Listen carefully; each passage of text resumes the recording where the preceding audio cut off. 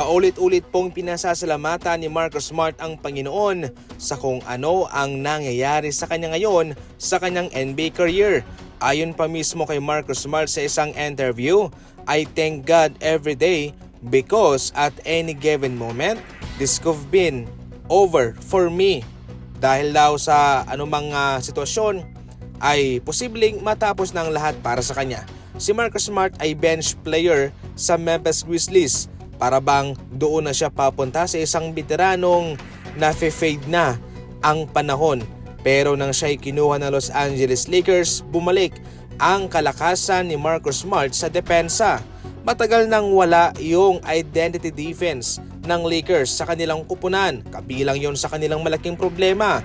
Pero sa pagdating ni Marcus Smart, tumaas ang kanilang defensive side. Si Marcus Smart nga mga idol ang kauna-unahang gwardya sa playoff na nakapagtala ng back-to-back 20-plus point performance at mayroong back-to-back 5-plus steals sa isang back-to-back game. Itong si Smart po mga idol ang nakakabigay ng malaking factor para sa Lakers. Siyempre kasama si Luke Kennard, LeBron James para kanilang ma-outscore ang Houston Rockets na kahit na walang Luka at walang Reeves, nagagawa po nila na maayos ang kanilang trabaho para sa kanilang kupunan. Hindi man naging maganda ang pagtatapos ng career ni Kuminga para sa Golden State Warriors, marami pa rin po naman siyang natutunan sa kanyang former team. Ayon kay CJ McCollum, yun ang isang championship DNA na nakuha raw ni Kuminga sa Golden State Warriors. Yung kanyang mga depensa, yung kanyang hustle and bustle sa kanilang nagdaang laban. Hindi rin po nakalimutan ni Kuminga na pasalamatan at puriin si Draymond Green sa kung ganong kalaking tulong at impluwensya ang kanyang naibigay para sa kanya.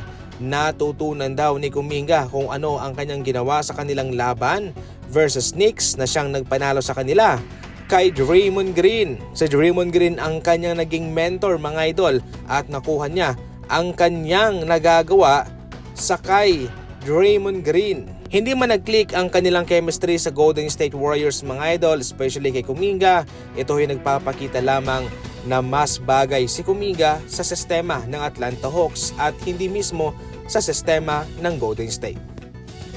Eto po mga idol ang reaksyon ni Nickeil Alexander-Walker nang tanghalin siyang most improved player sa NBA. Galing sa 9 points, para sa Atlanta Hawks ay nag-a-average na po siya ng nasa 20 points. Kung noon ang label niya lang ay pinsan ni Shai Gilgeous-Alexander, ngayon iba na ang trato sa kanya ng media at ng mga NBA fans. Nasa dugo ng mga Alexander kung gaano sila kagaling.